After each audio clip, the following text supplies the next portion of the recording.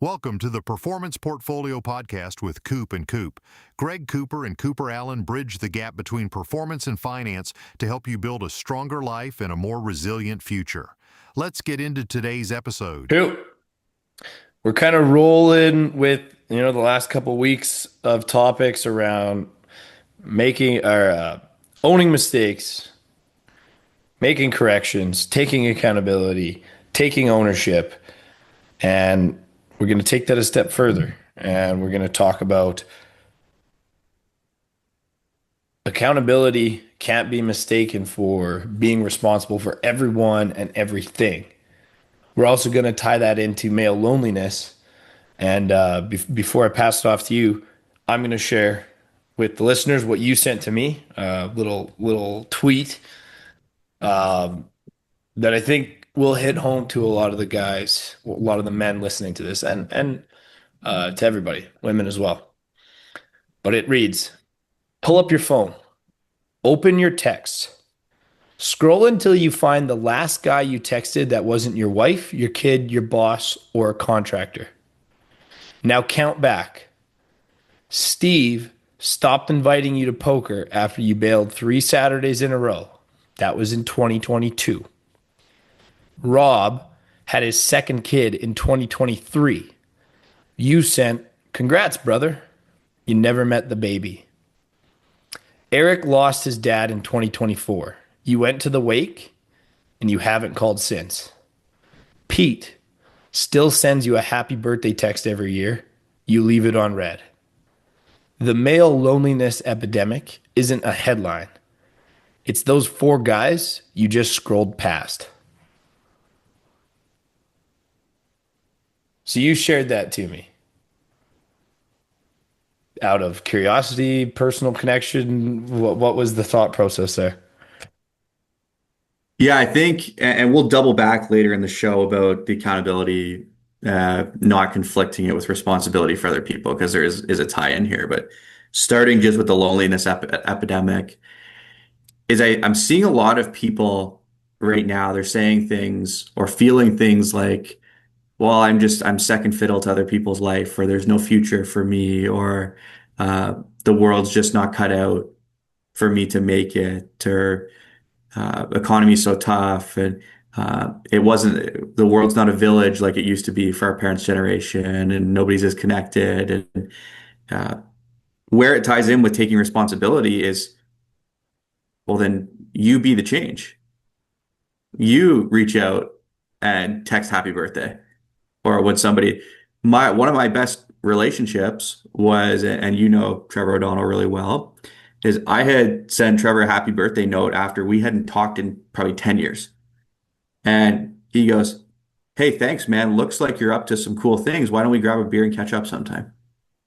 And everything that we've now built together came from me reaching out, saying happy birthday, and him responding back with gratitude, saying, let's catch up over a beer.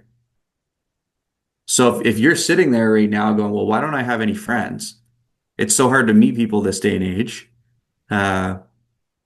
It's so hard to meet other partners. You just got to use dating apps, and people don't have the same hobbies as me and whatever.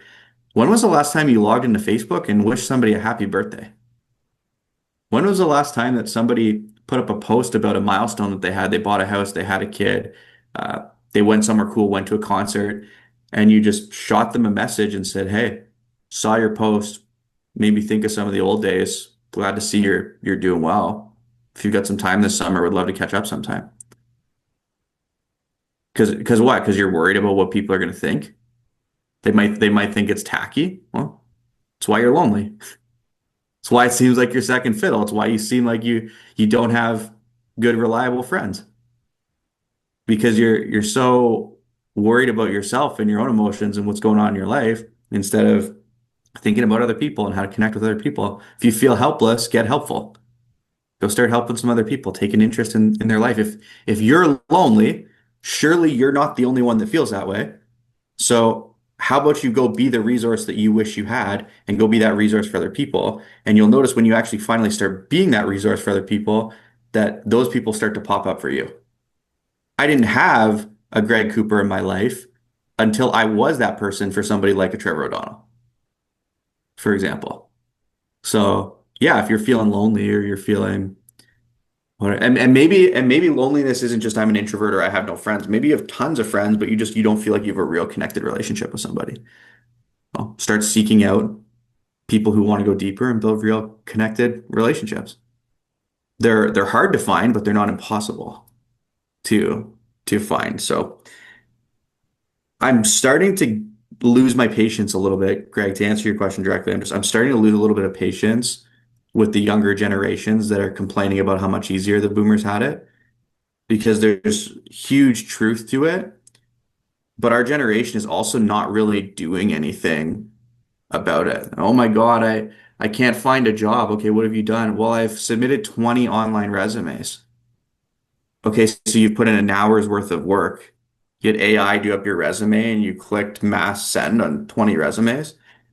Like, did you go drive into the employer and ask to speak to the manager and put your own headshot on the resume and hand it to the assistant and figure out what her coffee order is and come in the next day with their coffee order and go, hey, is there any chance that you're able to pass that resume along?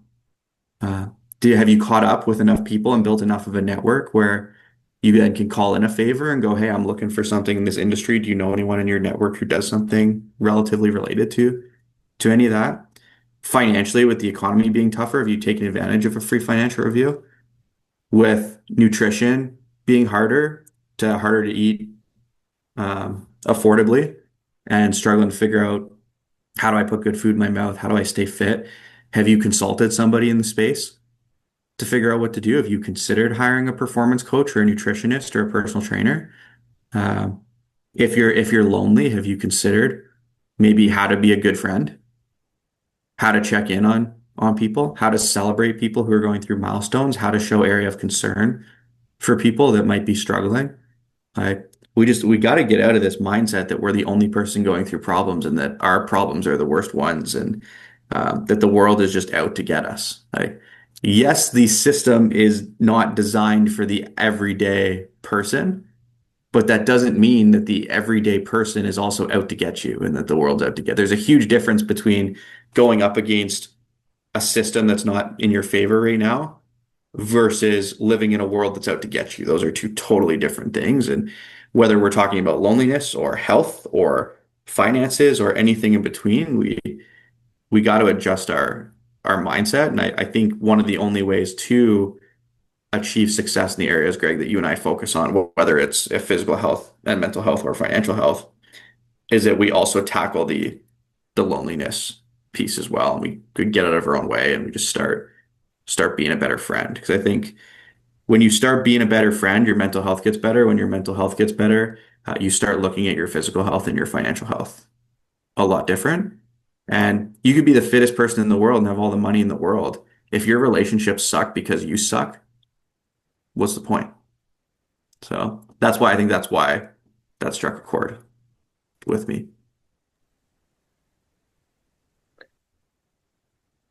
I have to give this has prompted me to an instance that happened last year sometime.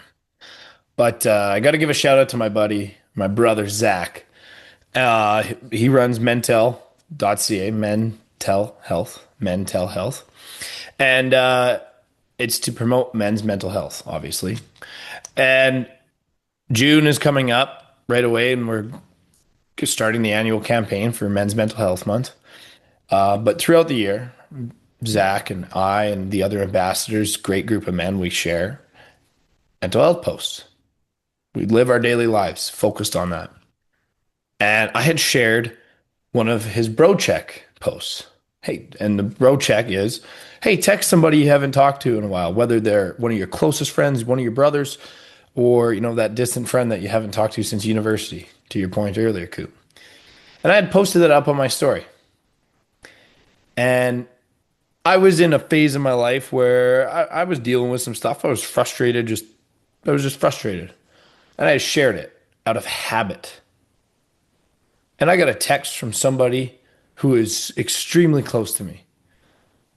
He's not my brother by blood, but he is my brother. And I get a text from him, hey man, everything all good? I went, yeah, why wouldn't it be?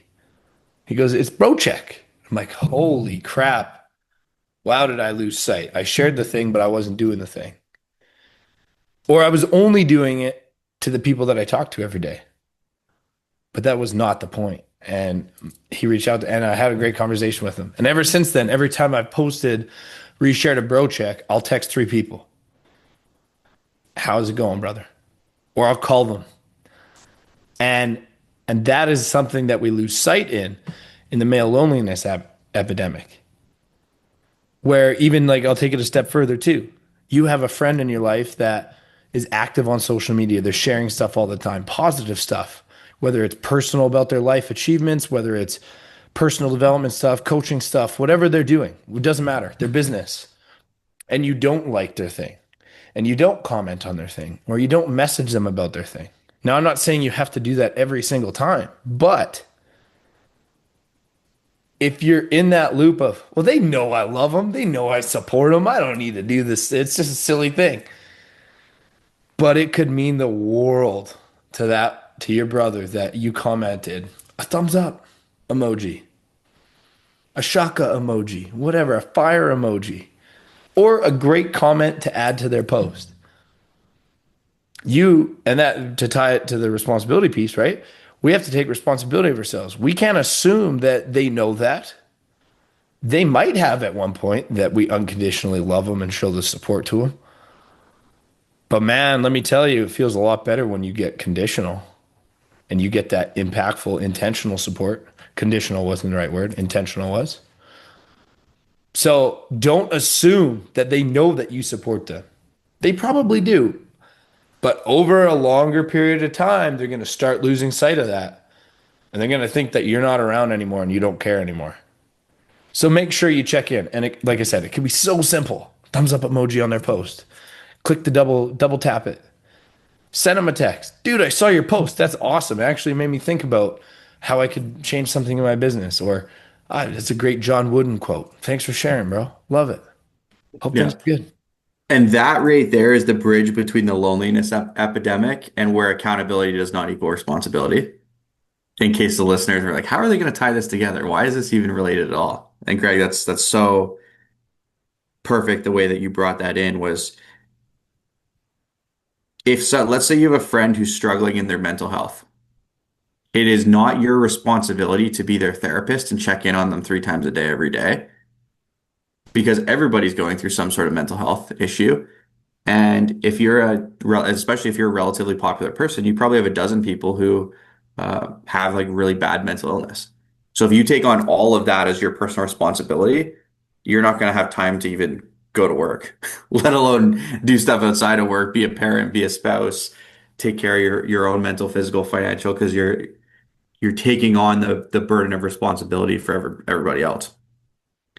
In saying that, though, if it is important to you to have a community, if you're going to complain about how the world is no longer like what the boomers had it, where you have these cul-de-sacs that people are so tight-knit and everybody knows their neighbors and whatever, then it's your responsibility to start building out some relationships. If you're feeling helpless and you don't want to feel that way anymore, it's your responsibility to get helpful. It's your responsibility to check in on people. It's not your responsibility to take on all of their problems and always be there for them. Sometimes when people hear responsibility and accountability, let's say there's a dynamic where there's 5 siblings and those 5 siblings have an elderly parent that needs taken care of. Usually there's one sibling that's taking the quote unquote accountability and responsibility for said parent, but they're not doing it because they listened to personal development that told them they had to be more responsible and more accountable. They're doing it because they want attention. Because all 5 of those siblings, there might be 2 of them that are kind of like not contributing a ton to the world. I don't know how to politically put that in a politically correct manner, but there might be 2 that you know you can't count on to help with the elderly parent. But the other 3 could probably split the load pretty good. But usually there's one out of those 3 siblings that wants the attention. So they're like, I'll just do it. I'll just take care of it. It's like, well, how are you that person for your mom and dad and your mother-in-law and your father-in-law? And then how do you have a half dozen friends that if everybody comes to you And I used to be this person. I'll be straight up. I was the guy that was like, because I wasn't uncomfortable bringing issues forward, especially in business, like I would bring something to whoever's at the top of the food chain. Then you'd have other people come to me and they would complain. And then I would say, okay, well, I'm here from the field. I'm hearing these are some issues. And I had a mentor say to me one time, it's like, Coop, for a guy who doesn't create a lot of drama, you're sure at the center of a lot of drama. And it punched me right in the face because here I was thinking I was being a good guy because I was taking on the responsibility of other people's emotions because those people weren't adult enough to have healthy communication and express their concerns to their family member or their business colleague or their whoever. So I didn't take it on. I didn't take the mental weight of it on, but I was willing to listen and be compassionate to it. And then kind of insert myself as I thought at the time was needed. Uh, and I just realized I was like, wow, in doing that, I've become the source of not for this person to get better, for this person to complain. I've become their dumping ground, not their coaching ground, not their mentoring ground, not their challenging them to be better. I'm like, that's the exact opposite of what I want to be. I don't want you to feel like you can come to me just to complain. I want you to come to me, and when you're complaining to me, it's like, all right, well, here's the timer, here's the cap on how much you can complain. And no, Greg, I'm not going to talk to your mom for you about you being upset with her about something related to your family Christmas. You go talk to your mom. You're an adult. Figure it out. Like, what are we talking about here? Grow up. And I want to be around people that if I were to say that to you, you'd go, "Holy crap, Coop. Yeah, you're right. I guess I'm thinking about this the wrong way." As opposed to what I would say at the subway, the person would go, "Well, that's rude. Why are you being so mean?" Well, they're saying that because they're used to me stepping in and being Superman.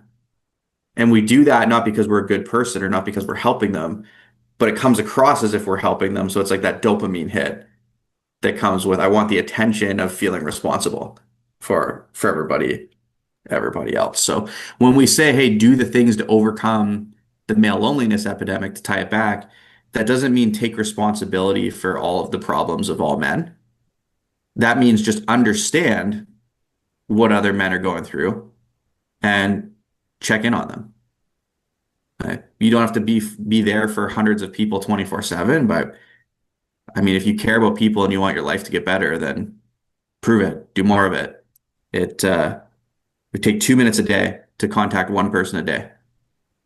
And it could be the same 30 people once a month. It could be 365 people once a year, whatever your number is. But it's not weird to reach out. It's weird to suffer in silence and not want to make your community a better place.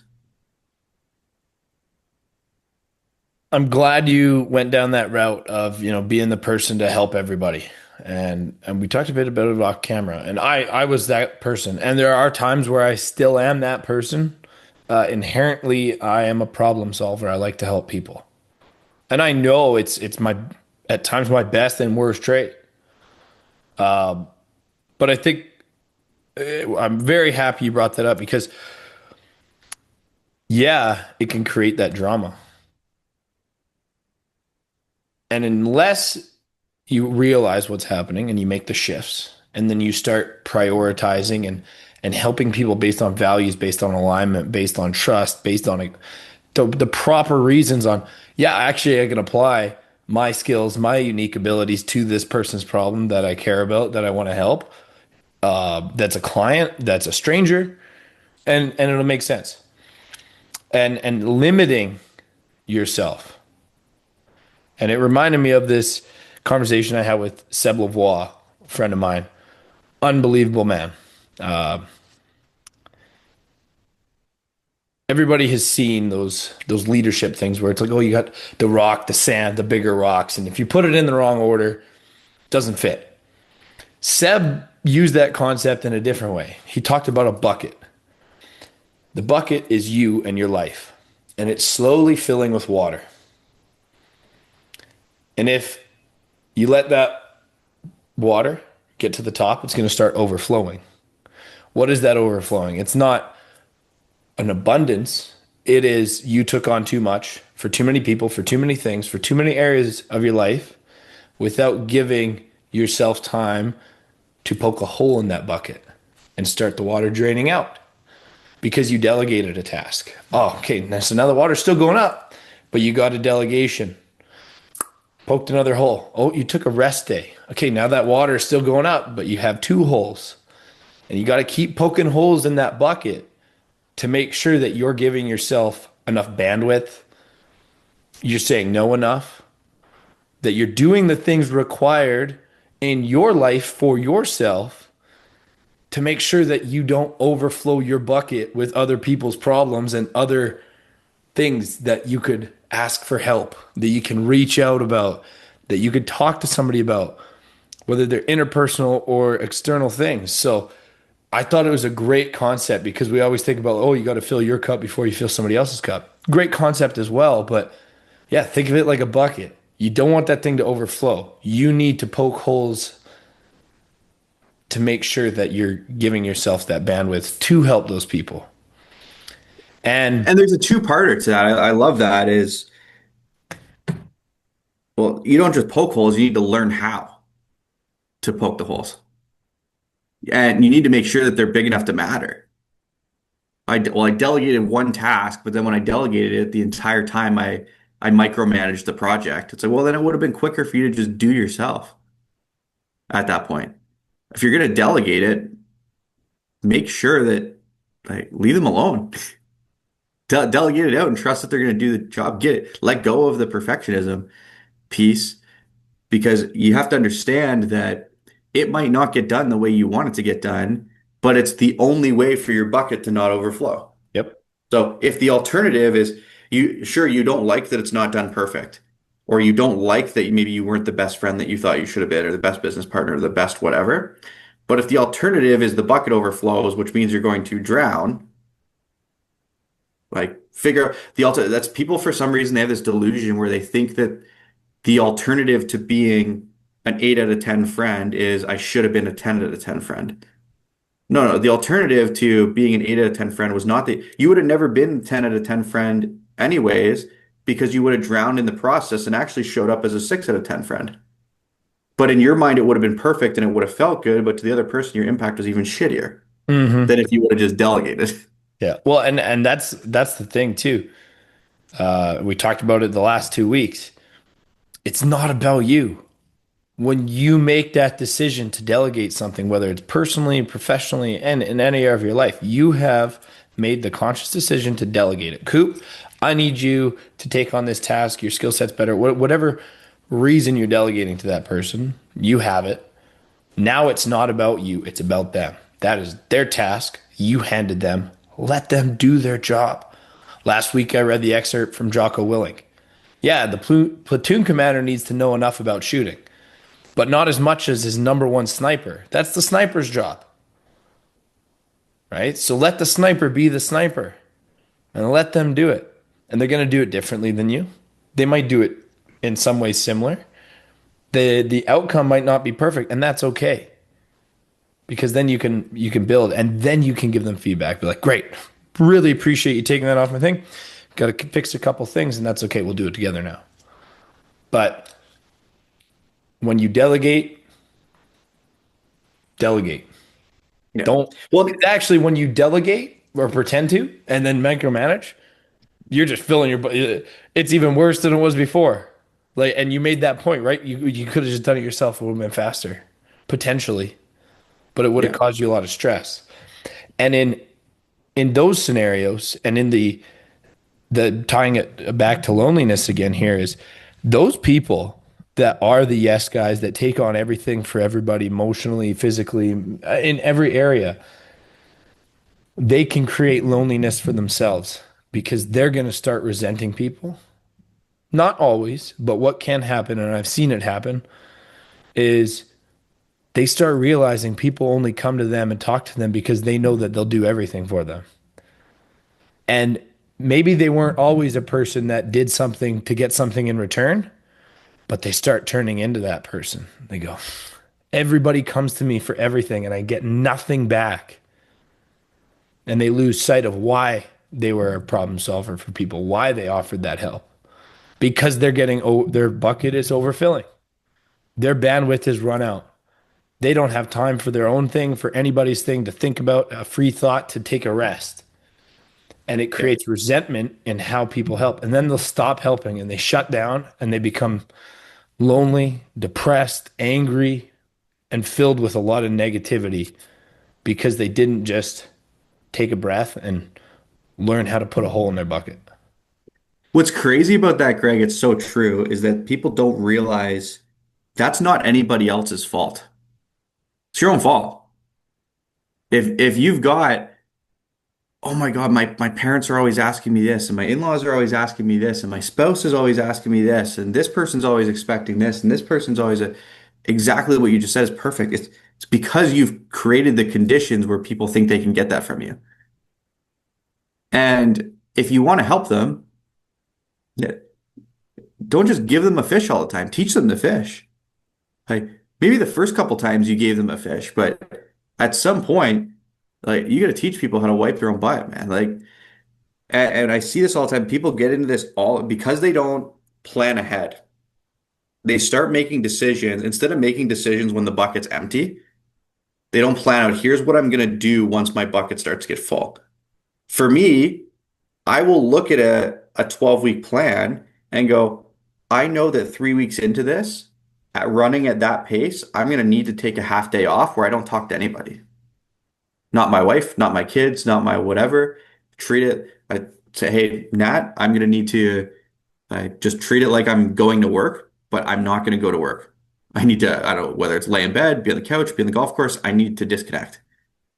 Because to your point, the hole in the bucket. So, but I make that decision while the bucket's still empty with a level of self-awareness to go, hey, if I do this, this, and this, then the water is going to raise to here, and I need to do something that is going up to make sure that it doesn't overflow.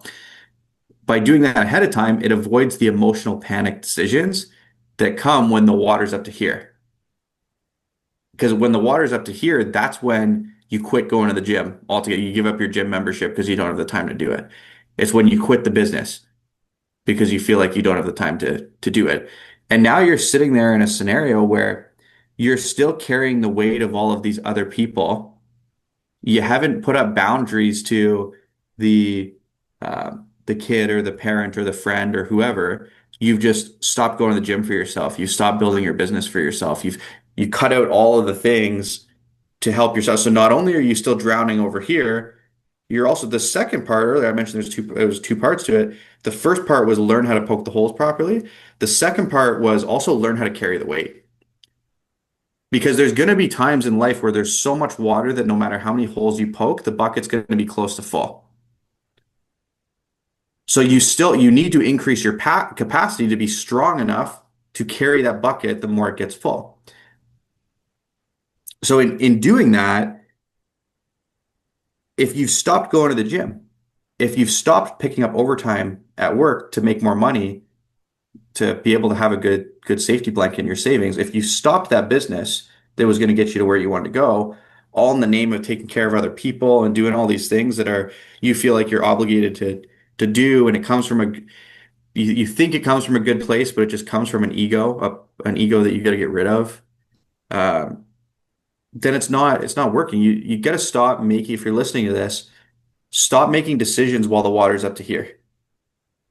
Figure out one or two things you can do to get the water down to here, get in a decent headspace, and then build a game plan that goes, hey, the next time the water comes to here, here's what I'm going to do mentally, physically, financially.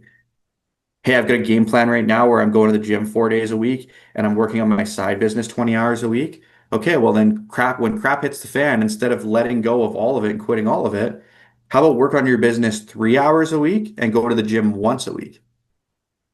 And place out what that would look like, what would need to happen. So, but you can't make that. It's hard to make that decision because you're not really thinking logically when the water's already up to here.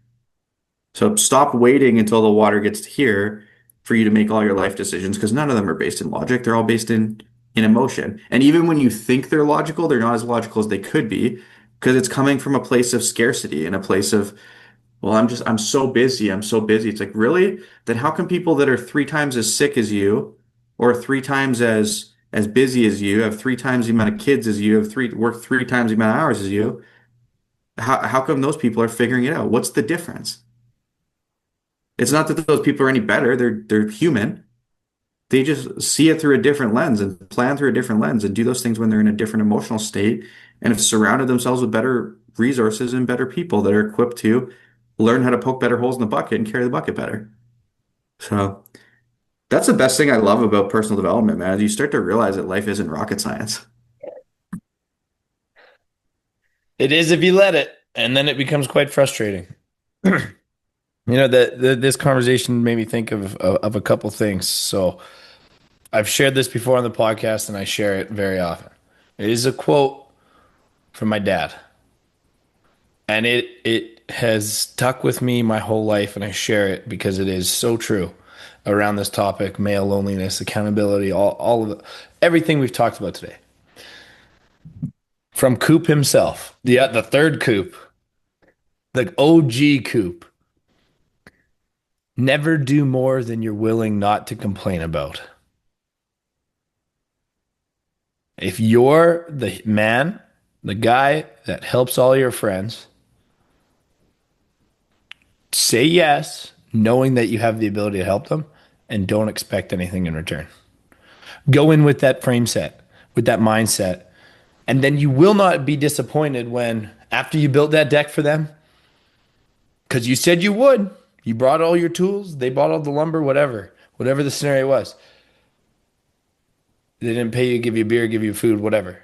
Go in knowing, hey, yeah, I have the time. I have a free day. I love that guy. I'm going to help him out because I know if he builds a deck, his kids are going to fall through it in 5 minutes because he is a great man, but a handyman, he is not. Right? So never do more than you're willing not to complain about. But I'm going to build on that and kind of take it on the other end of it where you do need to go in with that mindset. And if you start living and making decisions based on that, you will live a lot freer, a lot happier, and you'll avoid that resentment and that pathway that, yeah, you are helping everybody, but you never get anything in return. And now you're resentful and you're going to stop helping people. And you're going to start expecting something back. Now, I'm going to reference the love languages. So this is a vastly different thing, but it's important because often there's 5 love languages. There's more now. They've evolved it, but the 5 love languages: words of affirmation, quality time, receiving gifts, acts of service, physical touch. A lot of the time, especially for men, we go, that's soft. It's weak stuff. It's only for relationships, especially something like physical touch. But it's not. So if you are starting to lead with never do more than you're willing not to complain about, but especially to the people in your circle, have you communicated how you like feedback? Have you let them know that you appreciate when hey, you don't need to go out and say like, oh, I'll do this for you, but I really like it when you tell me I do a good job. Okay, then that's a little silly and kind of immature. But you can let them know in other ways. So words of affirmation. You built the deck for your buddy with no expectations of getting anything back. And he said, wow, Coop, this is incredible. I would have never been able to do this. Hey, man, I appreciate that. I'm happy to help. It is a subtle way to let them know that you appreciate that they appreciate you. Quality time. You just went for that coffee with the buddy that you did a bro check on. Had a great coffee, spent a few hours together after you're leaving. Man, having this time with you meant the world to me. This was the best hour I've had all month. Again, letting them know that you appreciate that quality time. Receiving gifts, right? You get a gift that's a total surprise. Somebody gives you something out of the blue. Let them know, right? Appreciate the appreciation, right? And this is all going to sound the same, but acts of service, right? Like, again, going back to when somebody does something for you in return, when you are the helper, when you are the guy that is always there.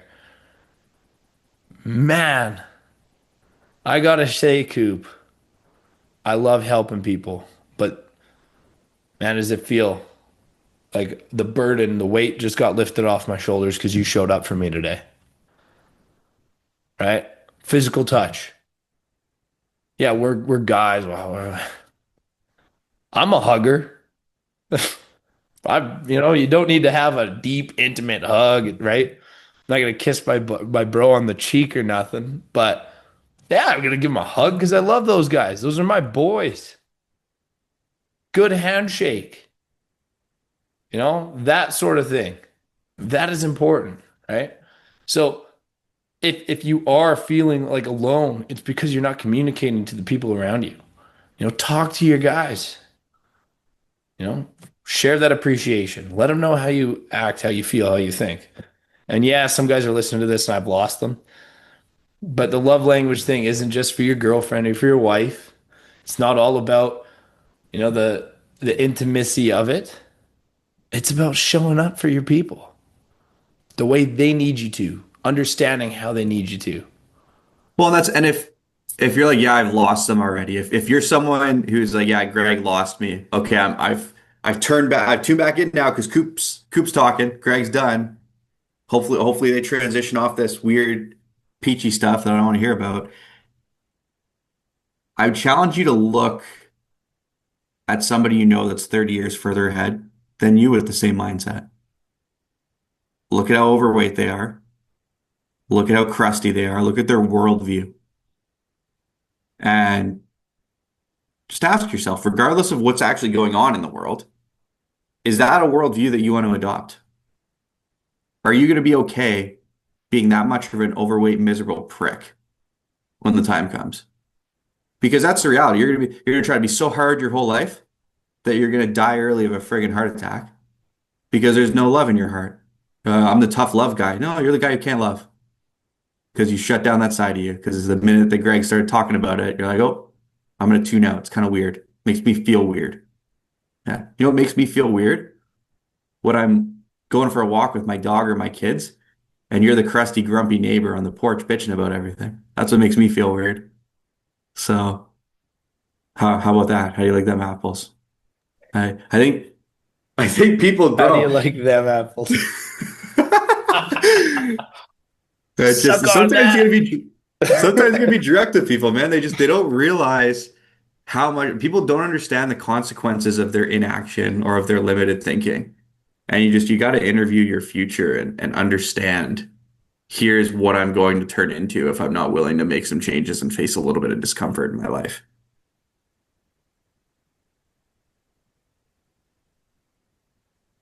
Coop with a mic drop. I haven't done that for you in a while, but that was sick. And and the reason I brought the love languages up is because it is about responsibility and accountability. Because it can be on the flip side. If you are too overzealous with, if they're in if it's people in your circle, you should understand how, to some extent, how they communicate. And if you start losing people, you need to audit yourself. Why did everybody leave? Well, you're the high energy extrovert in the group, and you're constantly, you know, trying to hug your buddy who is the don't touch me guy. He's not going to want to hang out with you anymore. Now you're making it weird, right? Or you're over the top with everything. But with strangers, right?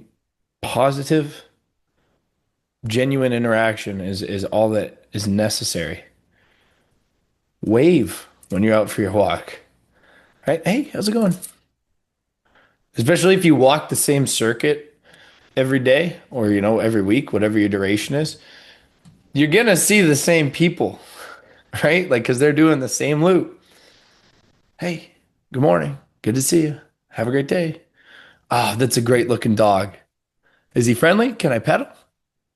That person probably appreciates that, especially, maybe you've noticed that they're an elderly person, male or female, and they're always alone. Now, you don't need to go ask them, like, oh, are you a widow? But maybe their partner can't move anymore, can't walk with them, or maybe they are gone. And that interaction, oh yeah, this is my dog. It's 17 years old. This really old dog is my favorite. This is my best friend. They're gonna appreciate that you gave them that little moment of like, somebody else thinks my best friend is awesome. Great. right? Like it's small interactions like that. And is that going to cure loneliness? No, but it's going to help. Yeah, 100% it will. Yeah, are you the hope for humanity when you're like, oh, I don't know if I have any hope for humanity anymore? Then be it. Be that person. And we know how compounding works. You do it, somebody else is going to do it because now it's not as weird. So, and then you get enough people doing it, and all of a sudden it's not weird anymore. So, It's yeah, and it's small interactions. If you're Canadian and you like hockey and you're a guy, you've probably seen or heard of Shorzy. But in one of the later seasons, he kind of falls into this mentorship role for these young kids playing like junior A. And the kid's in a slump. And he's like, oh, Shorzy, what can I do? He goes, know everybody's name. He never talked about a single hockey skill, anything about the gym, know everybody's name. What's the janitor's name? What's the ice cleaner's name? What is the cafeteria or the whatever food, the cooks, everybody know their name. Say hello to them. Thank them. The bus driver, the kit man, that's football. The equipment manager, right? Know their name. And if you start learning their name, whether you ask them directly or not, but I'll tell you one thing, if you learn their name from somebody else, and then one day, opposed to just waving at them, you go, morning, Mark. They know my name, regardless of where you are in the hierarchy. If you're just somebody who goes to the gym, if you know all the front desk people at the gym and the janitor that you see every morning in the bathroom cleaning up after everybody, that's going to make a difference. They might be lonely. They might not be. They might be the happiest person on the planet, but it's still going to make a difference. And it's going to make a difference in you and how you interact with people. Because nobody listening to this, not Coop, not me, nobody, not Jeff Bezos, not any of these people that are larger than life can change the world. If they did, it'd be changed. If they could, if they wanted to, it'd be changed. But no amount of money, no single individual will do that. But what can we change? We can change how we perceive. We can change how we act, how we think, how we take in, and how we give communication. How we take responsibility for our actions, take accountability, and start reaching out to people and being there, being present, not just balled up in our little bubble that's so fragile and, you know, bullshit, for lack of better terms. absolutely. I think that's a good place to end for today. Uh, I'm sure we'll move in a direction. It's a little bit different on next week's episode. We definitely beaten a dead horse when it comes to accountability and responsibility and making the world a better place. But I mean, at the core of everything that we've put out, it is just how do I make my community a better place and starting with yourself. So if we are starting to sound a little bit repetitive, maybe that's the point. Maybe it's old information to new people and being reminded of what you need to know over and over again until you implement it. Right on, Greg. We'll see you next week. Appreciate it, Coop. See you later. Thanks for tuning in this week. If you found value in today's episode, like, subscribe, and share with someone in your circle so they too can build a stronger life and a more resilient future.